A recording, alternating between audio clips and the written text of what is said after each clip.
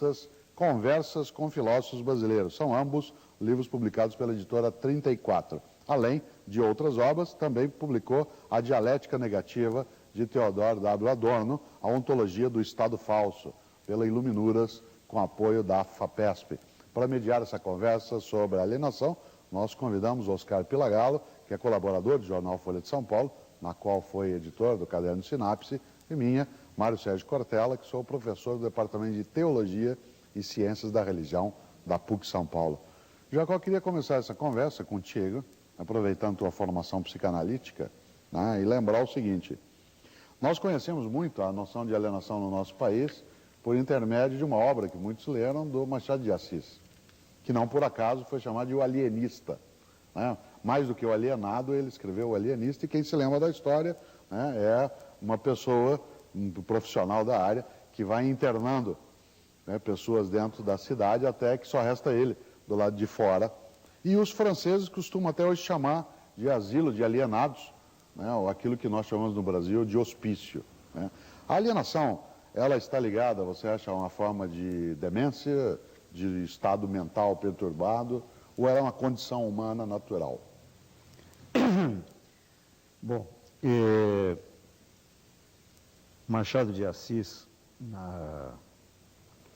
na sua genial, e de alguma forma, talvez isso já esteja no bojo da sua própria genialidade, e até na fronteira biográfica dele com as questões relacionadas com o desequilíbrio, né? Machado de Assis foi capaz de apontar algo que está permanentemente presente na prática da psicanálise, na prática da psiquiatria, da psicoterapia, que é a visagem, com esse conceito altamente relativizado, do que seja sensatez, lucidez, normalidade, entre aspas, né? E demência ou alienação. Talvez uma das coisas mais comuns que a gente percebe já desde do primeiro encontro entre o analisando, eu não gosto da expressão paciente, né? Eu costumo dizer que se alguém tem que ser paciente nessa relação, é o analista, né? O analisando tem que ser impaciente, né? Mas uma das primeiras verificações que você observa é exatamente esta autoindagação. O que é que eu tenho feito da minha vida? Quem sou eu? Quem é que está presente aqui nessa interlocução? Eu me pretendo outro, né? Lembrando Rimbaud, eu sou outro. E é muito interessante porque fica quase oscilando entre ansiedade, angústia e, dependendo das circunstâncias, prejudicando até a qualidade de vida do indivíduo, esta noção de que ele desempenha um personagem com o qual ele definitivamente não está de acordo. Ele se sente alienado de si mesmo. E é talvez essa busca do si que se transforma num enigma, num desafio e numa permanente inquietação para aquelas duas pessoas que estão tentando ali se entender naquilo que acabou para mim inspirando o título de um dos meus livros, que foi Monólogo a Dois, né? Porque muito mais do que um diálogo, é isso que você percebe que ali se instaura, né? Duas pessoas tentando compreender outras duas que estão ausentes, mas que por estarem ausentes são mais presentes do que jamais. Marcos, você acha que essa conversa ela é muito mais no ramo da psicanálise, ou a filosofia pode opinar sobre o tema da alienação? Afinal de contas, né, o termo aparece mais fortemente no campo filosófico, primeiro com as discussões feitas por Hegel, né, e depois Marx vai trazê-las, né, com um enfoque mais impactante.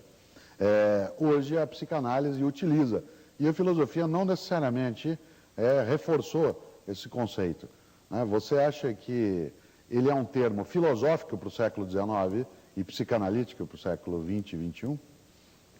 As duas coisas. Quer dizer, acho que a primeira coisa a lembrar é que alienação é um termo jurídico originalmente, tá? Que a gente diz quando a gente aliena um bem, etc. e que esse sentido jurídico foi progressivamente passando para a filosofia política, principalmente com Rousseau, né? A gente pode lembrar os direitos inalienáveis do homem, são aqueles que você não pode alienar, não é? Quando você faz o contrato político e quando você passa a viver em sociedade, você não tem o direito de abrir mão do seu direito à vida, por exemplo, né? Então, esse processo que vai passando, a palavra alienação, mostra também os vários significados que ela tem. Quer dizer, no meu caso específico, eu tenderia a pensar alienação em termos de teoria social. Quer dizer, como eu acho que a versão mais consistente, mais duradoura do conceito de alienação foi dada por Marx, né? E como o objetivo de Marx era justamente o de realizar a filosofia, né? Realizar a filosofia, no caso de nós teóricos, né, é fazer teoria social. Então, é nesse contexto que eu entendo, por exemplo, as considerações do Jacob. Quer dizer, para mim, também a psicanálise é teoria social, deve ser compreendida como teoria social.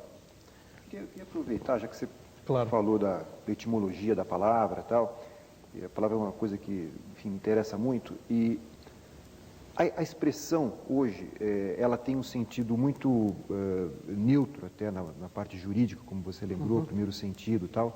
Depois ela ganhou outras conotações.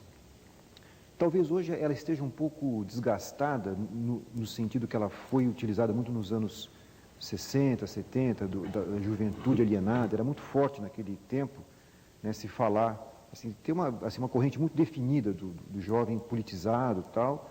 E, em contraposição, havia a juventude alienada, aquela que, enfim, gostava da arte pela arte, tinha toda uma série de valores que era muito diferente do jovem mais politizado.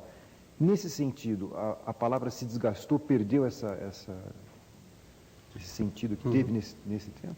Eu acho que todas as palavras realmente importantes passam por isso.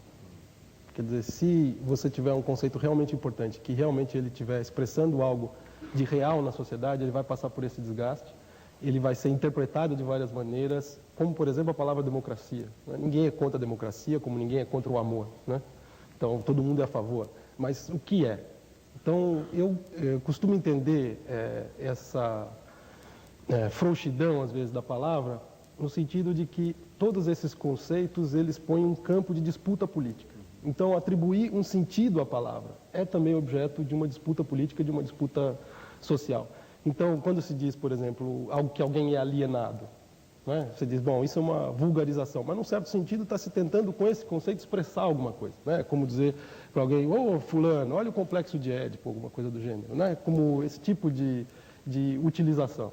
Quer dizer, o que eu acho que a tarefa, uma das tarefas fundamentais da filosofia, e particularmente dos intelectuais que estão no espaço público, é de você tomar essa palavra e tentar dizer, olha, ela tem uma história, essa palavra tem vários significados, e o sentido que está sendo usado é um sentido pobre, né? Então, dizer, alguém é alienado? Então, vamos continuar perguntando. Não recusar essa visão do senso comum, mas dizer, tá bom, o que você quer dizer com isso? Né? E a partir desse momento eu acho que a conversa começa, né? Vou dizer, alienado é aquele que não lê jornal, alienado é aquele que não acompanha os acontecimentos do seu tempo, alienado é aquele que não se interessa por política, tudo isso. Mas você pode, a partir dessa reflexão, dizer, olha, essa condição de alienação não é a condição de um indivíduo especial, é uma condição social. Ela é produzida pela maneira como essa sociedade produz os indivíduos. Jacó, se assim é, como o Marcos está dizendo, né, se não é a condição de um indivíduo,